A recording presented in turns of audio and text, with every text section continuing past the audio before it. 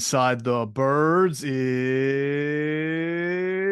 back. What's going on, everybody? Geoff, Mosher, Adam Caplan here for an Inside the Birds presented, of course, by our friends at the Ocean Casino Resort in Atlantic City. It is the exclusive Jersey Shore resort of Inside the Birds. Well, we've got a lot to talk about in this podcast as a legend says goodbye to the Philadelphia Eagles, something we've been talking about and hinting toward for a couple of weeks. But Adam, we really haven't gotten into the impact of Jason Kelce's decision to retire. So we'll talk about the press conference, the speech, what it means for the team. And then, of course, we've got the Eagles making moves as free agency starts Monday with the legal tampering period. And we'll share some intel. But then on Monday, our Monday podcast will be the Empty the Notebook podcast, where we'll get rid of everything we've got as we start what we expect to be a pretty frenetic free agent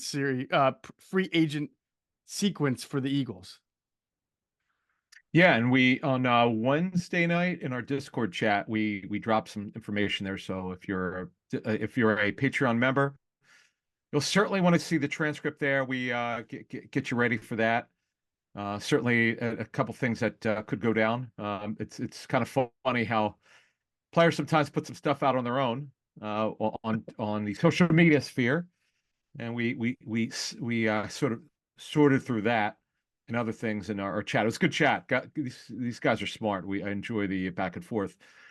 Yeah. So look, they told him Avonte Maddox he's going to be released. We'll get into that. Mm-hmm. Kelce and my remembrance of Kelce at that combine in 2011. Mm-hmm. Get into that and Jason's retirement and just an unbelievable speech. I would love to know, like, and I know it was over 40 minutes. Obviously, it was like he sat down in 5 minutes and wrote this thing. You know, how many run-throughs did he have? You know, I just like to know the process. It was just amazing. What an amazing guy, you know? Yeah, definitely. Do you think he practiced it, the speech on his That's wife? why I I asked. mean, Yeah. and do you think at On his some point wife. she's like, Jay, you gotta wrap this up, man? It's Yeah, but you know, and then you saw on the Eagle Social, they showed they brought him into the cafeteria afterwards so he could say goodbye to everyone, you know, who worked for the Eagles that he probably ran into and so forth over the years. right. You know. So it was pretty amazing. Guy's a special person, really is. And you know, I'm from the area, so I kind of grew up here with Dr. J, Iverson, Bernie Perrant, Bobby Clark, just all the legends, Harold Carmichael, Jaws. Just think about it, though. How many of them play their entire career with one team, the Philadelphia team? Iverson did not. Doc did not. Doc played for the New Jersey Nets, or New York Nets back then. Mm-hmm. When the ABA merger, he came to the Sixers. Right. Technically, the 6 years for $6 million deal. Jaws was not. He was traded for Charlie Young, who I met at the Super Bowl. It was awesome. Even up. Bobby Clark played his whole career. Bernie Perrant did not play his whole career with the Flyers. He was with the Toronto Maple Leafs. So it is kind of amazing, and particularly in the NFL, because careers are the shortest of any professional sport. To play 13 years only with one team, I don't think that could be underestimated. No, I I, really I don't. I agree with you. And you know, some of the biggest stars, even bigger than Jason Kelce, who have played in the NFL, did not finish with the team that drafted them. And that includes, you know, maybe the greatest ever in Tom Brady. It includes the prior greatest ever in Joe Montana, right? Tim Yep. Brown, Jerry Rice. There was a time where I thought that you would just never see it. I mean, like that there would be, you know, because once you get to that golden age, and then when I started covering the Eagles in the 2000s, Adam, you know, all those great Eagles in the early Andy run never finished either. You know, Trotter went away to Washington and before he Oh, came back, so he never played for one team. Trey Thomas tried to hang on there with Jacksonville. Hugh Douglas, same thing, right? Lido, Sheldon, Bobby, Doc, Troy, Doc, yeah, Doc. I mean, T just West. everybody. Yeah, the first person, B West. That's right. First person to really do it was Selleck that I can recall, Yeah, like it's in the right. modern I era. mean, it's right. In fact, here's another nugget for you. Frank Reich called him in 2018 to see if he would play for them because you know he retired after they won the Super Bowl and Brent was retired. So that was you know when you look at it, that would make some sense. And what happened was the Colts lost 2 tight ends that year, so they were looking for a tight end. But the bottom line is, it just doesn't happen much. I mean, you look at it. Harold Carmichael finished his career with the Cowboys, a Hall of Famer. We love Yeah. Harold. He Donovan, of finished it with the course. Cowboys.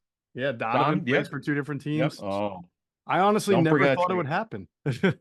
Yeah, don't bring that up. The Mother's Day. Oh, Yeah. No, we, Easter, not Mother's Day, Easter, buddy. Easter. I'm sorry, Easter Sunday, right? Easter Sunday. Yeah. Banner denies it that it was what Joe. We've teased Joe about that one. He denies that there was anything planned. Like they agreed to the trade, so they announced it. But yeah, it is to move on here. It's just so. By the way, though, I'm not saying he was almost traded. They made him available, Kelce. And Mhm. Kelsey's been very public about it. Myself, others did some reporting back then. Oh, the Eagles swear they weren't shopping them. Well, that's not. That was 8 years ago. Believe it or not. God, where's time gone? Right. We could debate whether they were shopping him or not, but it doesn't matter. He retired as an Eagle. The retirement papers haven't been set yet. Like they haven't. I'm sure they'll go in soon Mhm. to take care of the cap situation. He's got to go on the reserve retired list. He was not as of Wednesday. Don't worry, folks. It doesn't matter. They're going to do that. Mhm. Relax. We're just trying to give you some official stuff, paperwork stuff that we look for to get his pension going and whatever else has to be taken care of. He's got to go on the reserve retired list. The Yeah. way it works. And by the way, not that he's going to, but if he ever decided to come back, all you have to do, agents have told me this, just send you could fax or email. I want to return to play, and that's all you have to do. It's very simple. Yeah. So Unless not you're saying he is. coaching Eagles circa 2007 and you're Matt Nagy and the team needs a quarterback Oh, and you try to just shed the coaching title one day and go out there and play a little no, you can't do that, as the Eagles learned the hard way.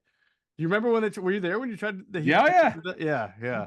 That was very Who got fun. hurt? So was it Donovan? Like Garcia? Like who got hurt? I don't remember. I Do you guess remember? it would be no, yes. It was either 2006 or 2007. So I think it was '07 because Donovan was still coming back from the 2006 injury that put Garcia in. Their backup quarterback, I don't remember who was their backup quarterback that year in 2007. They had moved on Feely, and from then probably Garcia. right. And wasn't Cobb drafted in the second round that year? But he wasn't probably Yes. ready. Yeah. So Cobb Right. was like the start was taking most of the reps because Donovan wasn't ready to come back yet. He was having a lot of maintenance, right? And then whoever their backup, whoever their number 3 was, because I think Feely was in Miami at that point and hadn't yet been released. I think so. Whoever it was, they just had an injury and they needed an arm, and Matt Nagy was going to be the guy. And they signed him to a 1-day deal, and then the NFL was like, no, you can't do that with a coach. Sorry, there's bylaws against that, which is stupid. I don't know why you can't, but I'm sure that there's some liability reasons for it. But either way, Matt Nagy was Can't play about to, I'm sorry. Go ahead. Matt Nagy was literally like warming up and throwing passes and getting ready to like get into in the uniform, and they had to like go get him on the field and be like, nah, shut it down, brother. You can't do this. And so seeing him more, he would like a lot of practice. I'm sure you saw this. He would like toss the ball. I'm like, wow, this guy's got a great arm. Now Hmm. I remember he played arena football. I don't know which league it was. Hmm. Didn't he went to college with Brett Veach, did he not? Yeah, they played at Delaware together. Yeah. Yeah, I thought so. So yeah, yeah, it looks like Feely, I'm looking this up now. Feely was the backup quarterback that year in what did you say? '07? Yeah, but I think he joined the team that year after getting cut by the Dolphins in training camp. I think he Oh, came in that's it. Okay, before the gotcha, last gotcha, preseason game, if I remember correctly. gotcha, gotcha. Yeah. Boy, what robbery the gosh, I hate to even bring this up. Friend Rick Spielman. Yeah. Didn't Rick make that trade? I'm I not think he mistaken. did. Well, no, was Jeff Yeah. Ireland in charge at that time? I don't remember. I Probably. don't I know. think Rick. We'll, Yeah. we'll have to ask Rick, and he takes it well. He takes it well. Our little ribbing. He gets on me, so we could have fun with him. We're big fans of Rick. Great guy. So anyway, yeah. So what a great story. What a guy. The only thing I wish I would, and I just look, he can do whatever he wants, I know and what you're he going to was say. unbelievable. That 41-minute press conference. I just wish he would have taken some questions from the media. Only, I'd just like to know, and maybe I'll listen to his No Heights podcast with his brother. Mhm. Like, what made him feel like, okay, physically, is he physically done, mentally done, both? I mean, you could look into his eyes after the Tampa Bay game, and it looked like he looked like he was shot just physically. It looks like he was, I get it's a Mhm. long season, Yeah. but I would have loved to have heard him, um, just because a lot of the guys have covered the team, since he started. I know there's some guys left. Ruben, who else is still left from the old guard? Was McLean came in after, right? Did he? Yeah, Did I don't McLean think come in after? McLean was on the beat. Well, yeah. In 2011, he was probably in the beat at then. Yeah. Okay. Yeah. Brookie was Bob Brooker. I know Bob's back. Was he was on the beat then, right? I'm sure he was. Yeah, probably. Although he went and did baseball when he went and switched to become like a Phillies GA slash columnist once Jeff became the beat. But Oh, I don't remember what okay. year that wound up being. So I'm not 100% Okay. sure. Yeah. Got you. But Hey, I have a listen, it's great all. story from Jason Kelsey's first training Please camp that I'll do. get into in a Go. second. But wait, just to respond to what you said though, um, don't you think that what's just like we use the expression empty the notebook, which we'll do Monday. Mhm. Don't you think I know. I don't think he could have lasted through questions. I honestly it took him Yeah, he was about so 10 shocked. I good minutes know. just to get like himself gathered, just to be able to give that Totally get speech. it. No, So yeah. no, but honestly, I was thinking before it started, and we didn't know how long it would be. We just knew he was going to take questions before it. Yeah. But and I'm not saying he's going to do this, but I was thinking maybe he would have a separate thing with the media down the line or something. He probably won't do that, and he's got his podcast, but he's such a special guy. That's all I can tell you. I'm not going to lie, I was tearing up too because we all, those of us who've grown up here, and I know you've been here decades, so you know how people are. We connect with people who are real here. It's just Jason got it as he talked about. Not everyone gets it. Mike Schmidt, hey, best third baseman maybe in MLB history, certainly the best third baseman in Phillies history. He never got Philly until late in his career, and his battles with the fans and getting booed. Jaws got it. Jaws took it like a man, And if you Mhm. don't mouth off, if you just take it like a man, the booing, they're going to love you. And Jaws took it, and that's why Jaws is so beloved here. And Jason, not that Jason got booed, but when he was struggling, when he was made available for trade, he just got better. He didn't complain once. Did you ever hear him complain? I don't. He never No, complained once. not a single Yeah, time. No. got better. Yeah. No. So I've told this story before, but we get new listeners all the time, so somebody might Yeah. not have heard it, but um it was 2011 was his first training camp. He gets drafted, he's a 6th round pick. We go up to Lehigh for training camp, and the first couple days is rookie, so he's out there getting his work in, then the veterans arrive because that's how it used to be. And then the first I don't think it was the first actual practice, but pretty soon, like within the first week of training camp, one day I see Jason Kelce with the starting centers, right? Starting first team. And I was sort of surprised by that. Now I had developed a pretty decent relationship a good relationship with Jamal Jackson, who I still have a good relationship with, talk to every once in a while. And Jamal Jackson was the starting center for quite a while, right? Delaware State guy. I was working for the Wilmington News Journal, so I had gotten to know Jamal pretty well from our Delaware connection. And so this is like when Twitter was still pretty new. They've been out for a Oh yeah. couple of years, but people were really just starting to use it. So I tweet from Lehigh one day, wow, this is interesting. Must be a maintenance day for the veterans because Ah. Jason Kelce is working with the first team offensive line. So later, not it wasn't even like that much later. It might have been during the lunch Yeah. break between practices. I get a text message from Jamal, and he says, it's not a maintenance day. He's like, that's the starter. And And by the way, he's told the story, but remember uh on Tales of the Blind Side with sort of like yes, the it's sort of yes. told some of it with Todd and Trey. You could probably find on our platform, right? Do we still have those archived? Oh yeah, it's up there on YouTube somewhere. If you do like a Gotta search on find that. Jamal Jackson, Trey He, Thomas, Tales from the Blind Side. Yeah. So but so he texts you. Go ahead. I've known Jamal for it's not just Jamal, it's a lot of players, this too, who are veterans get very, very skittish when the team drafts a younger player at their position. And it doesn't even matter who it is. In the sixth round, though. In Come fact, on. when I think it was Brent Selleck got really kind of about maybe like Cornelius Ingram. I'm trying to think. The Eagles drafted a tight end at some point during maybe it was Clay Yeah. Harbor. I think it was Clay Hmm. actually, our good friend Clay Harbor. Okay. And I remember Stuart Bradley, who was a friend of Brett Selleck's at the time, the linebacker, saying he had gotten a text from Brett, and he looks at me and goes, "Man, Brent, that's all about them drafting a tight end." Yeah. Yeah. So I was just figuring that Jamal was just being just like everybody else, paranoid that a younger guy drafted, even though he was a 6th round pick. Jason was just getting, just paranoid, and he says, "Trust me, that's the starter. He will be the starter." Wait, Jamal said that, or Jamal told me Jamal said that that? because I tried to say, "Nah, I think you're reading too much into this." I'm like, he's a Now, six now, round now pick. that was that. Okay, so right, he was a 6th round pick. So a couple things here. Juan Castillo moved from offensive line to defensive coordinator that year, Hmm. and he's Howard come out of Mudd was lockout. And right. yep, I was going to say Howard Mudd was the O line coach. Marty Mornhinweg and Andy were still there. Listen to the oh boy, I have to mention some of these names before we move on because you're going to laugh. Chad Hall, remember our guy Chad Hall was still there. He was trying to make the team, but listen to some of the Sonoris Moss, Santana's brother, was on the preseason roster. Hmm. Evan Mathis was trying to figure out what his role was. He came over from Cincinnati. Julian Vandervelde, AQ Shipley. I'm just looking at this roster. No wonder this is the dream team, right? Was this not the dream team? Fake team? Whatever It you want to might have call it. been. It might have. I think Yeah. it was Yes. Yes. Yes. right. Austin Howard was a big guy. You might remember him. Avant was still on the team. We got to talk to Jason about that. Have we really talked about him about the dream team?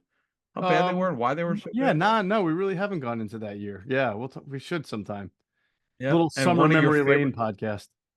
Yes, remember. Yeah, we should do that in the off season. But one of your favorite names of all time, Fanuki Tupu. Remember him? Fanuki. Yeah. He went to Pui. He wound up playing for Arizona, I think, after that, and for a couple of years. I mean, I think Okay. he lasted. Yeah. And you were right. You're absolutely right. Cornelius Ingram was drafted. Now he was drafted 2 years before that in '09, and he just could not get over that knee. Did he ever really play in a game? No, I don't think he ever played. I don't think he ever made the 53. Yeah, because he was drafted in the 5th round in '09, and they kept it for a couple years. And Johnny Lee Higgins, who was an Al Davis special who could run. Yeah, I remember him. Remember Owen Schmidt from West Virginia? West Virginia fullback. Yeah. Yeah. Yep. And our guy King Dunlop, who we got to know a little bit. Todd, as you said, Jamal, Danny Watkins, and and Andy Reid special Dallas Reynolds. Was he not from BYU? I'm pretty certain of it. Dallas Reynolds.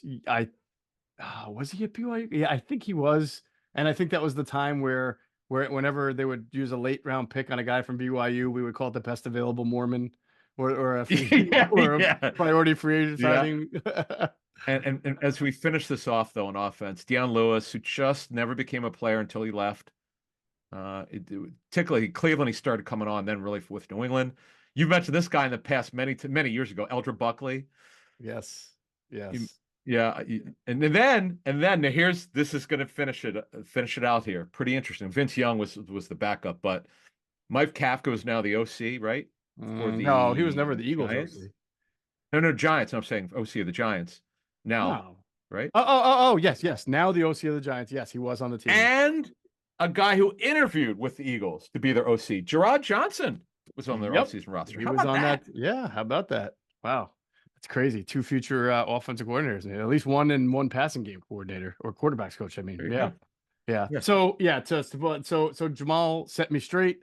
He said this guy's a starter. He was Hmm. right because Howard Mudd wanted his Jeff Saturday clone, and Jason Kelce Yeah. fit the bill, and they were in love with his athleticism and his ability to learn and process so quickly. It didn't go great the first year, but nonetheless, actually, as we've talked about, Jason Kelce didn't really become an outstanding center until Doug and Jeff Stoutland came on. He was good, but he had some injuries earlier in his career, and then he became Yeah. truly outstanding in the second half. Kind of like Brandon Gramish a little bit, where it just took a little while before, Brandon got off to a much rougher start. But Yeah. the point being, like, you just got better as the years goes on, and things change around you, and you really come into your own. One more thing on Kelsey. Look, two things actually, but they're kind of connected. So Kelsey played fewer snaps at center in college than, believe it or not, his replacement Cam Jurgens. Jurgens played 2 years, mostly started for 2 years, and Jason played guard before he moved to center. Moved to center final year of UC. Kelsey was a walk on at UC. It's incredible. Whatever Howard Mudd, the late Howard Mudd saw, you got to give him credit to install him as a center immediately. as a 6th round pick. And remember, at the combine, he had appendicitis, and I remember talking to people close to him. He would get tested, if you recall, to figure out what the heck was wrong with him. He lost a ton of weight. He weighed 280 at the combine. He did run, and the crazy thing is, he ran a 4.95 under 540. That's incredible. It is incredible. Yeah. It just adds to the story, the unbelievable, unpredictable story of Jason Kelce. He's the best, man. Yeah, I it's just a great 6th round pick. A 6th round pick. I mean, he's going to be a Hall of Famer. It's hard to be one on the first ballot because there's such a logjam for the Hall of Fame. They want to take care of the guys who've it's taken a long time to get in, but he's going to the Hall of Fame. So is Lane Johnson someday. That's pretty good to play with. To have 2 offensive linemen playing together who are going to be Hall of Famers is insane. That's incredible. Yeah, you know what? Someday, maybe in the summer, we'll take each round, 1st through 7, and do the best Eagle to be drafted in whatever round in 1 through 7 over the last 30 years. Because the draft's changed so much. There used to be like so many more rounds, and we'll just do 1 through 7 over the last 30 or 40 years. It's gonna be hard to beat Jason Kelce 6th-rounder, right? I mean, and if anybody can beat Trent Cole for an Eagle 5th-rounder, that would be pretty tough too. So we'll see.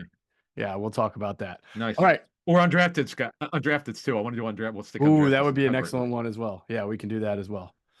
Okay. All right. We have been doing a lot of free agency preview with Greg Cosell. So today, if you're listening to this in the morning, at 2:00, the final free agency preview with Greg Cosell, the intel with Greg Cosell, will drop, and that'll be on quarterbacks, running backs, and wide receivers. Now, we obviously did this through an Eagles lens. So we did backup quarterbacks, slot receivers, the type of running backs we would expect that could fit the Eagles offense, which is basically a lot of running backs. So we did all that. And that completed the 4-part series because we did defensive backs first, edge rushers second. We did off-ball linebackers, stack linebackers earlier in the week. And then again, today, this afternoon, is quarterbacks, running backs, wide receivers are all available on our podcast and YouTube platforms. And of course, Andrew DeCecco with the always popular and always well thought out too 2.0 mock draft on InsideTheBirds.com. I found it really fascinating. He switched a lot of names from 1.0 after the combine now and after the Senior Bowl, but a lot of the same positions, just different guys as we learn more and get more information on, guys who we expect to do well and fall into certain rounds. So it's a really great mock draft. Andrew always gets rave reviews because he does well thought out mock drafts. When you see like the Eagles picking a quarterback in the 1st round of some other that you just stop reading right then and there, right? Exactly. Not a quarterback. I'm sorry, a running back. When you see a mock draft that has the Eagles taking a running back in the 1st round, I don't care how reputable a person is, you have to stop reading the mock draft immediately. Right? Well, it wouldn't be this year because there might be. I had a scout tell me last week, maybe one back goes within the first 2 rounds. He said definitely not one, and maybe. So he really likes the guy I spoke with, likes the USC back Lloyd, who could really catch the ball. I saw him at Mosher Lloyd. I saw him at the Senior Bowl, but yeah. And the cool thing is Andrew did it 1 through 6, and it's this 2.0. And then you can see my mock draft. No, I do the whole. It's a lot of intel at ProFootballNetwork.com. You could see it there, and I got a lot of comments on it. I don't respond to them. I love when people say I don't know what I'm talking about. It's great because I had one guy many years ago. Then a guy apologized to me because you remember Kendall Wright, who was a receiver out of I forget where the hell he went to school. Yes, might have been. I remember. Right? I just don't. So long story short, it was a surprise when I reported that here are the teams interested and he's going to go in the 1st round. And one guy told me I should not even do reporting anymore. I had no idea what I was talking about. And I was like, I said to the guy, I remember, like, okay, so you're sure? I was like, how would you know? Like, because I know he's not that good. I'm like, okay, you don't have to like the player. That's not the point.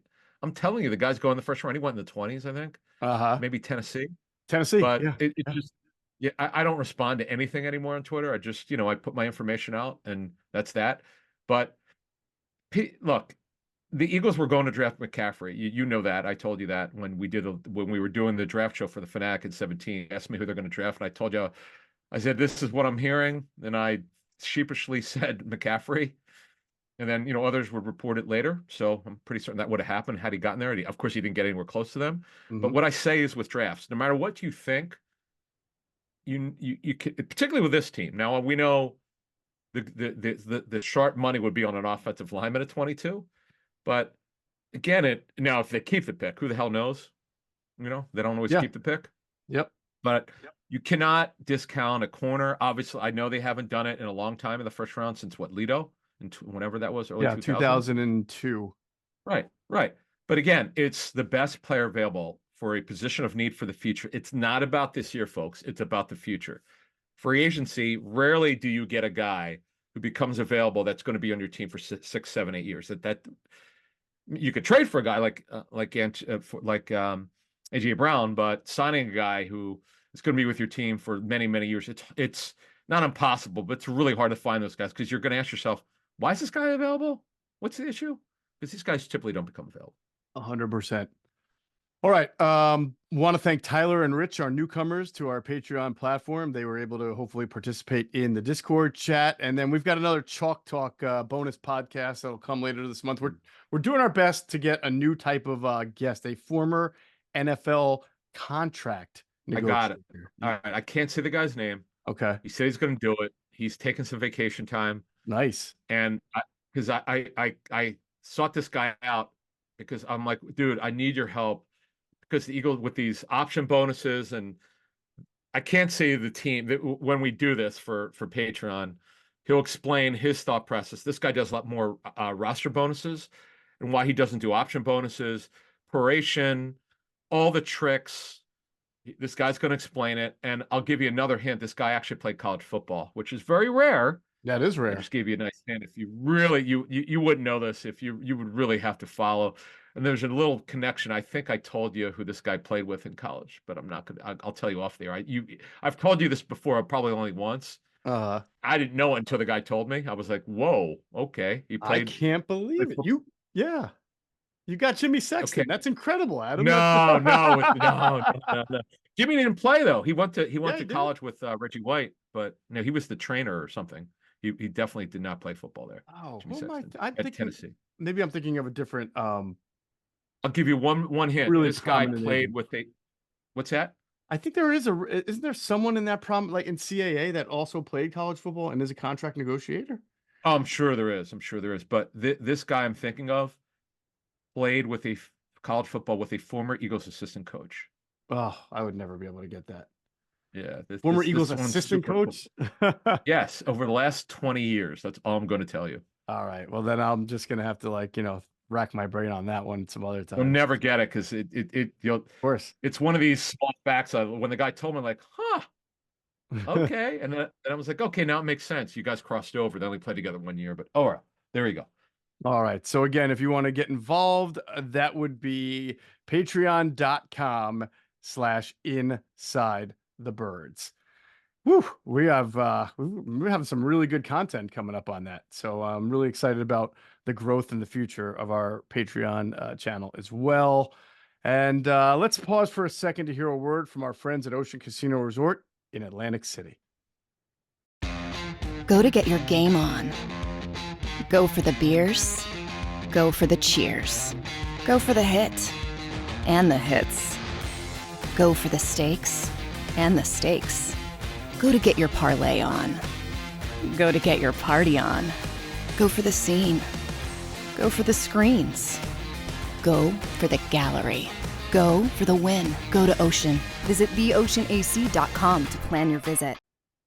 Okay, so the Eagles are making moves, Adam. They're getting ready as they assemble the roster. And, something that we talked about last podcast that we figured was around the corner, especially after they parted ways with the safety Kevin Byard, was Avonte Maddox. And as it turns out, they did release Avonte Maddox. And as you always like to say, and we've talked about many times, these are not quote unquote cap casualties, right? I mean, it's not necessarily about the cap. He was also, as we all know, a player who was very talented, but often injured. And at the price tag that you're about to talk about, being injured is not helpful to the Philadelphia Eagles. Yeah, so the term that I stole this from a cap guy who I'm pretty friendly with. He goes, it's about cash justification. So in this case, with Maddox, he's missed so much time. How do you justify paying him $6.85 million? And it's not guaranteed, so they could just cut him and they'll get the cap rebate. But it's about cash. They've played cap is not a factor. It's just the guy didn't play. He can't stay on the field. It's a shame. Good player, good run. It's been a good story development, really, in 2018. I mean, I remember, reporting then. Everyone was on board. That was another personnel department. Everybody wanted him. They got that right, but he's just been hurt so much. So, we said this a couple weeks ago. What we had heard was, and ESPN reported the same on what the hell was it, on Wednesday? What our thinking was, and we talked about this, is that there would be a chance they bring him back at probably, we don't know what the money will be because they have to get through this, but we were thinking it would be half of what he was making, add some incentives in it, per game roster bonuses. He had 500 grand in per game roster bonuses in his previous deal. That makes sense because the guy just can't stay on the field. It's a great guy, by the way, high character guy. You'd like to have him back, but one of the reasons, and I think we did the show already. One of the reasons why we asked Cosell about nickels. Let's go over the nickel backs available because we knew that he wasn't coming back on the same deal, and there was a chance he wasn't going to come back at all. So Greg talked about it. You could hear it on. We did that show already, right? We posted that one. We talked about some of the nickels. I think we did. Yeah, that was the first episode was defensive back. So we did corners, safeties, and nickels. Right. Oh, by the way, I'll give you. So here's the best available nickels. Some of these we did not talk about with Greg, but I could tell you from people who coached some of these guys, I could give you some intel. So Kenny Moore, we talked about it with Greg. Still a really good player. He could play inside or outside. Isaiah Oliver, who's a tall corner nickel. You could play inside or outside. He's had some injuries. The Niners cut him. Sean Murphy-Bunting was one of the top 3 nickels in the league. He's been hurt a lot. Unfortunately, signed a decent deal with the Titans, but he's available. Jerry Jacobs is available. He's been hurt a lot. Good story development for the Lions, but he's been hurt a lot. Bradley Roby, obviously, he was just here. A former Eagle, Shannon Sullivan, who was their main nickel for the Steelers. Trey Herndon, who was an undrafted free agent for the Jaguars, has been a good story. Very competitive guy, talking to someone with the Jags. Real competitive. That's why he made it. Desmond King, this is one of those guys. I don't know why he's been on like 4 teams in the last 3 years. It's been very odd. We talked about him months ago. Nick Needham, you brought him up to Greg. Been hurt a lot, but talented guy. I think he was an undrafted guy, worked his way up the Dolphins roster. One of my favorite guys, and I know he's had a lot of penalties, but Darnay Holmes, who was available during the trade deadline, the Giants couldn't find anyone to take him. Competitive guy, but got benched because of the penalties. Jordan Lewis, we talked about him with Greg. You could hear he's a smaller guy, but competitive, but he's not a speed guy. And my favorite guy of this list, because he played nickel for the Rams, is Darius Williams, who signed a big free agent deal 4 years ago with the Jaguars and played more outside than inside, but could do both. I know they cut him, but the guy could play. He could still play football. He's just making too much money. So it's a buyer's market now. Clubs have leverage. They should have no problem getting a nickel. They certainly have leverage with Maddox here because there's a lot of guys out there. So we'll see what happens. But as I think ESPN said that they're talking through with his agent, and his agent is Jason Shayett from Sports Stars, who Jason's done deals with Eagles before, so they have a good relationship. We'll see what happens. We'll see what happens. It's one of those. It is what it is. You couldn't justify paying the cash, and we'll see if they can bring him back. Yeah, I mean, you just read off about 11 or 12 available names at the same position. And if I were to count the number of times that you said hurt a lot in describing these guys, it would have probably been at least more than one hand that I was using to count. So nickel is sort of like the running back of defense where your lifespan isn't long. You're playing 2 different positions, right? You're covering or you're tackling. You're like a linebacker, except you're smaller than a linebacker, but you have to tackle nearly as much because you're in the box technically as a nickel. So you get a lot of guys who get banged up very, very easily. So given that, Adam, there's not one name, the only one name that you mentioned to me where I would say, I kind of like that because I've seen him play, for other teams and thought he's done a decent job is Chandon Sullivan, especially since he used to be with the Eagles. You kind of follow those guys. But aside from that, everybody else, Adam, I'm thinking, you know what, if I have an opportunity because it's a buyer's market to bring back Avonte Maddox on a 1-year deal for, not a whole lot of money, which it shouldn't be for anybody since there's so many available, I would do it because the guy, he's a great guy. That when he's healthy, he plays at a high level and that all these other guys you just mentioned are either older or are also as banged up. Maybe not as banged up, but they've had injuries, and that's why they're on the free agent market. So I would keep my eye on potentially Avonte Maddox returning, or maybe the Eagles sign somebody else. But I also think this is a position, this draft is full of corners who can play inside and outside. And just like they got Avonte Maddox in the 4th round, I would bet with all their 4th and 5th round, the Eagles have like what, 3 5th-round picks, and they may not be done stockpiling picks. It wouldn't shock me if they looked to draft a guy to also compete. And don't forget, they will have Zach McPherson coming back from the Achilles, and they have the kid Isaiah Rodgers. So they may not know exactly who it's going to be, but at least they'll have a lot of options. But if it were me speaking, I would try to bring back Avonte unless somebody else just gave him something way better than you were willing to give him. Yeah, fair enough. So we've gone over the nickels. I know people will have questions. So for Jurgens, we fully expect to be their center. Now, it doesn't mean that they won't sign anyone, for depth purposes. Now, the way it was explained to me over the years when talking to agents, they're pretty much insistent, the Eagles are, when they look at free agency or the draft, really, they want multi-position interior linemen. They don't want to sign just a guy who could play guard, or they don't want a guy who could just play center, usually. I mean, obviously, if Sua Pettit was just a guard, but more often than not, they want guys who could play multiple positions. So the good thing is, if the Eagles want a veteran enough, we'll see about Jack Driscoll to be the top backup guard and also backup right tackle, more right tackle than guard. But there are a lot of guys out there. There are a lot of guys who could play 2 positions. I'll give you a handful of guys. Matt Hennessy, you might remember him, Temple fans, drafted by the Falcons, could play guard or center. He's a smaller guy. This guy's been an amazing story. Greg Van Roten from Penn, who has been in the league forever, played very well for the Raiders. He could play center or guard. Ben Bredesen, I know he can play guard or center. John Feliciano, now I know he's getting towards the end of his career. Yeah, you also have the issue with Jalen Carter, so I don't know if that's going to happen. But there's a Max Garcia's out there who's played guard and center. There are plenty of names out there. It's like Tyler Shatley's played guard and center, who's with the Jaguars forever, seemingly. Dave Caldwell drafted him or signed him, whatever. I forget whether he's drafted or not, but he was with Dave Caldwell with the Eagles. So look, it's a buyer's market. They'll be fine. Oh, by the way, I don't see this happening because he wants to start. John Runyon Jr. Can play center. He's talking to a personnel guy. He said that in his tape study, he thinks he's way better at guard than center, but he can play both. And he's been a decent starter for the Packers, so he's available. But again, to me, it's more of a guy who's an insurance policy than rather signing a starter at this point. Odds Eagles draft an offensive lineman at some point during this draft. Pretty high, right? You would think. $1 million. Yeah. Yeah. They're doing it.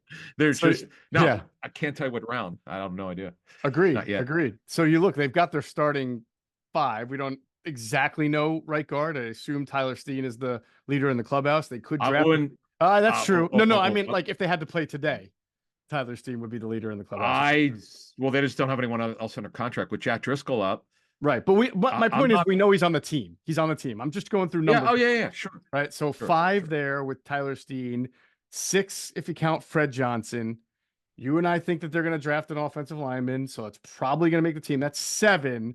So I think they may only have one type of, because of course they'll bring in guys to compete. They can sign a guy who's not guaranteed to make the team, but I don't think they're going to be making some major move here. In fact, if they were to bring back Jack Driscoll on a 1-year or 2-year deal or something, that would be another guy that's probably likely to be there. So we'll see.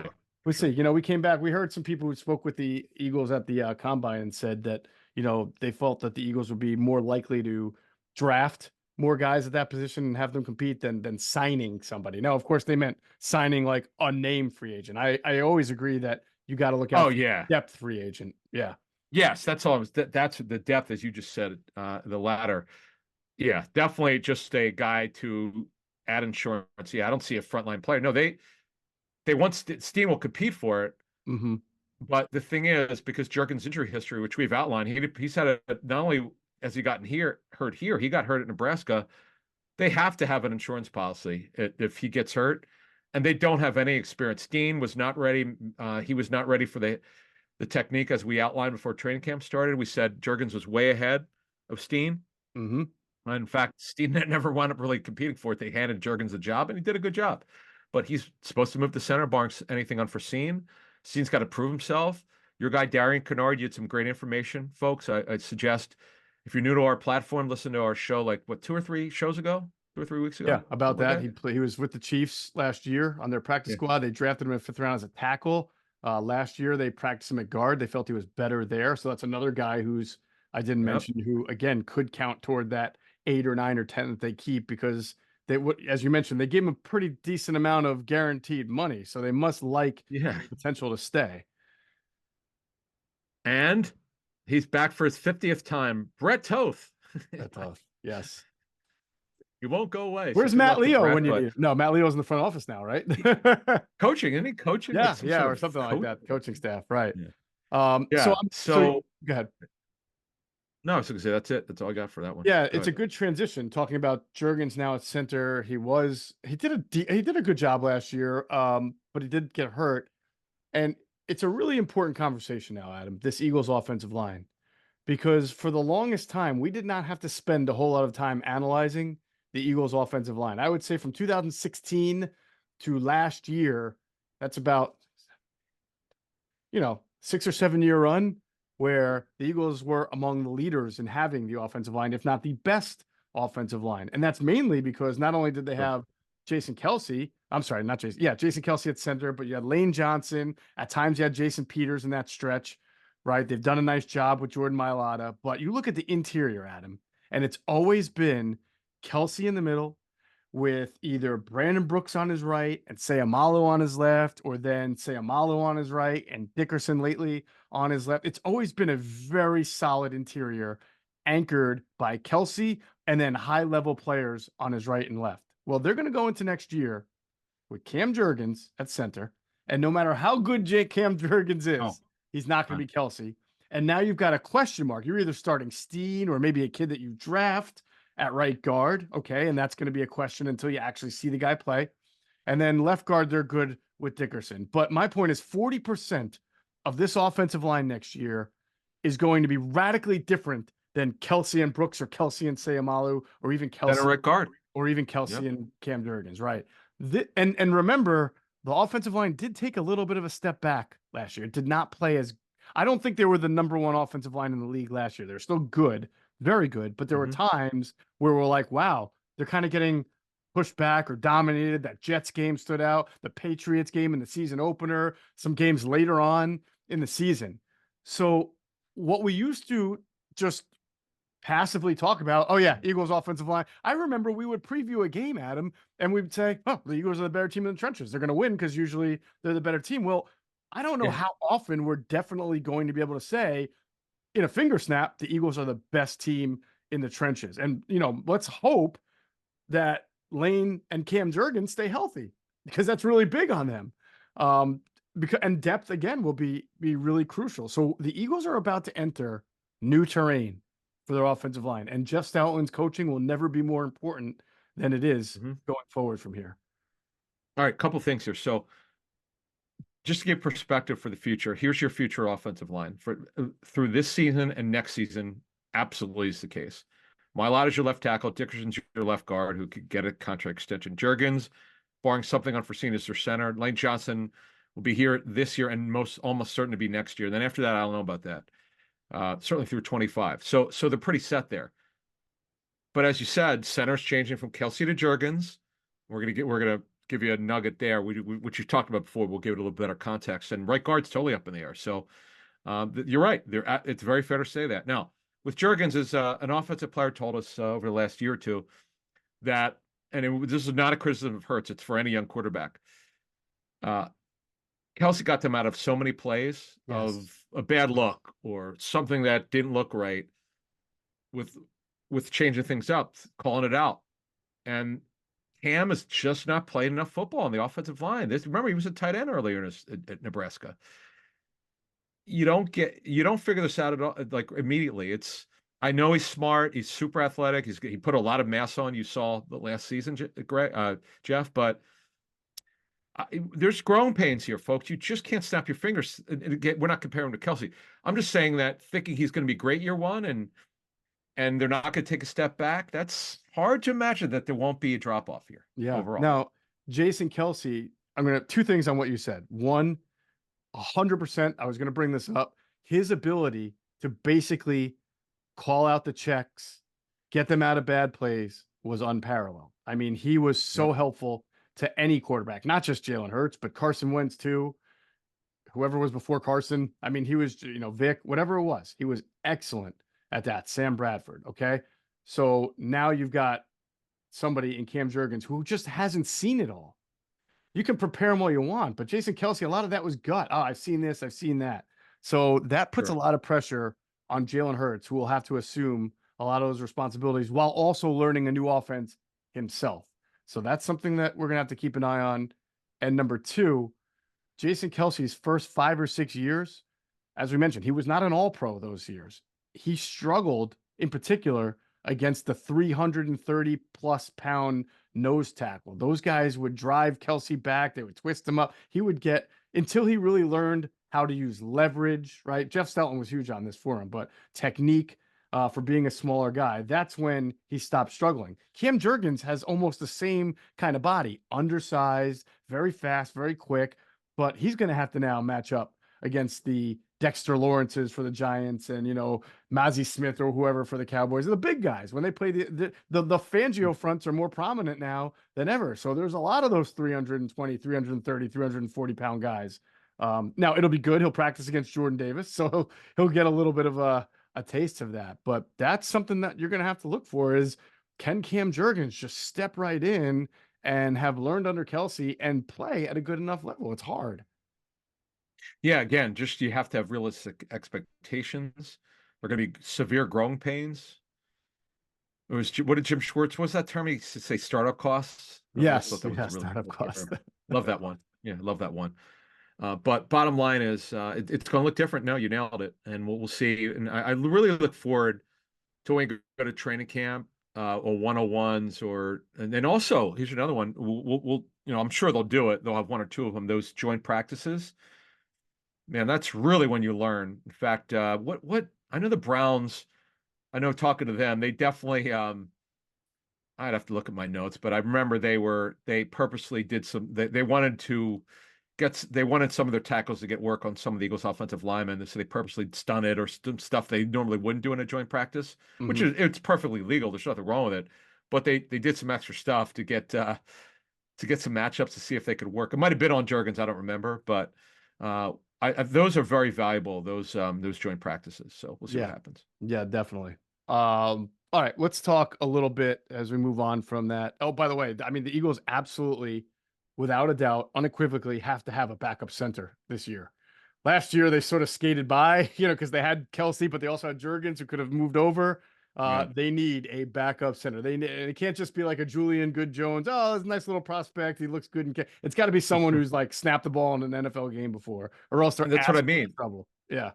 Right. They are, but no, that's what I meant is that they need a guy who could play center and guard. Like I mean, you never say never. I mean, they could sign a guy that can only play center, but that's kind of not how they look at things, because Stout's huge on versatility. If you look at most of their offensive linemen since he's been here, not all, but most of their interior linemen can play multiple positions. Dickerson can play center, by the way.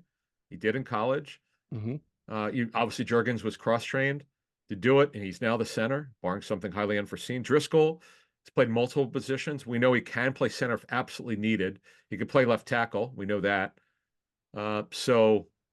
And Brett Toth, by the way, has played multiple positions. Fred Johnson could play right or left tackle.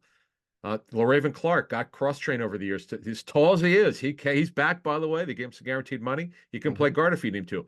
And as you outlined shows ago, Darian Kennard can play guard. He can play tackle. So this is the way they think, and it's smart. It saves them money too, because if you instead of signing 2 or 3 players, if the guy could play 2 or 3 positions, there you go. Yeah. Also gives you more roster flexibility on game day, where you don't have to keep 8. You can deactivate a couple of linemen if you need to. All right, let's get into a little bit of free agency here as we close it out. First, going to tell everybody that whether your resolution is to save money, eat better, or stress less, HelloFresh is here to help you do all three. Say hello to your most delicious year yet with fresh ingredients and chef-crafted recipes at a price you'll love, delivered right to your door. So you've resolved to actually sit down and eat dinner around the table. But what do you do about those nights when your schedule is packed? That's when you turn to HelloFresh's lineup of quick and easy meals, including their 15-minute recipe designed to help you minimize mealtime stress. That's music to our ears right there. Every time we eat something from HelloFresh, whether it's a quick and easy meal or one of their standard types, we are blown away by the freshness, taste, and the quality. They make so many different options: chicken, beef, seafood, vegetarian options, rice, anything you want. And now they have an even better deal. If you go to HelloFresh.com/Eagles free and you use the code Eagles free, you get free breakfast for life. That's one breakfast item per box while your subscription is active. Free breakfast for life at HelloFresh.com/Eagles free with the code Eagles free. It's all one word, lowercase EAGLESFREE. Act now for America's #1 meal kit. All right, we're also going to pause to hear a word from our friends at Sky Motor Cars. Sky Motor Cars in Westchester is a different sort of dealership. All it takes is one look at their Highline pre-owned vehicles that people all over the country want and need. Owner Brett Schiller, make sure you don't spend a dime of your money before you purchase the car. Sky Motor Cars allows you to make all the decisions regarding your next vehicle. At Sky Motor Cars, you never have to spend more than necessary. Visit SkyMotorCars.com today or call 610-918-7225. And if you hop into Sky Motor Cars, make sure you tell them Adam and Jeff sent you. You will get a great deal.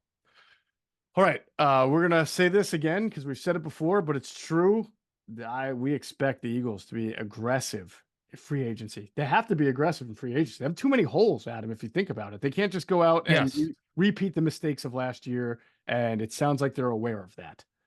All right, couple things there. So I just want to put caution, though. And this is what we said in 2019, and we try to let people understand they're going to try. You and I are definitely seeing this the same way. They're going to try to be aggressive. I said try. When we mentioned they were all over Byron Jones, this is, was it 5 years ago? Yep. I made it clear that they're not definitely getting him. They're trying. They're going to try. Howie's going to try. You see, they spent outside money outside of. We'll get to the last year just to give you an example in a minute, but just be careful when we say play. Like when you hear Monday's show, we'll go, here's our list. We never said they were signing Zach Allen. We never said that. We just, this is a guy they were interested in. I remember a lot of guys are going to be interested. I'm sorry. I know. I'm saying I remember the bloggers saying you guys said they were going to sign him. I said no. I never said even remotely close to that. I just said there's a guy they really like. It didn't mean they were never in it. He was a guy who was on the list. They found out how much they wanted. They were out. That's it. It was with Byron. No, Byron Jones. They went to the wall to get him. This was like their whole off season. Not all whole, but you know what I mean. This was like the bell of the ball for them. And they and I guess you could say thankfully they didn't get him because it never worked out for Byron. And unfortunately he got hurt. You feel bad for him, but they're going to be aggressive, as you said. I agree. Try to be aggressive, and we'll see what they get. And there'll be a lot of names. Now, I'm just giving you an idea of how quiet they were. I could never but again, just to put a disclaimer on this, free agency always counts as your extensions and resignings. Those count because your cash allocation. Okay, let's start with the extensions. Two big ones. One in particular, Hurts got his extension. Okay, Lane Johnson also got an extension. Most people forgot about that. They redid his contract. They took care of him because he's always done right by them. He's the guy. He's the go-to guy for restructures. He's the guy. He always says yes. Pretty much. So they resigned Kelce, resigned Boston Scott, who was the highest-paid running back on the team. Resigned BG. Resigned Bradbury. Didn't look like going to resign Darius Slay, but they took CJ Gardner-Johnson's money, gave it to him, partially to him, because Slay was going to get paid way more than Gardner-Johnson's offer that they made to him, and re-signed Fletcher Cox. So that's where their extensions and re-signings, that's where the cash went. Now, their free agent signings were the quietest I could remember in covering Roseman's career since he became the GM in 2010, right? As we reported weeks ago, they wanted Andy Dalton. They settled for Marcus Mariota.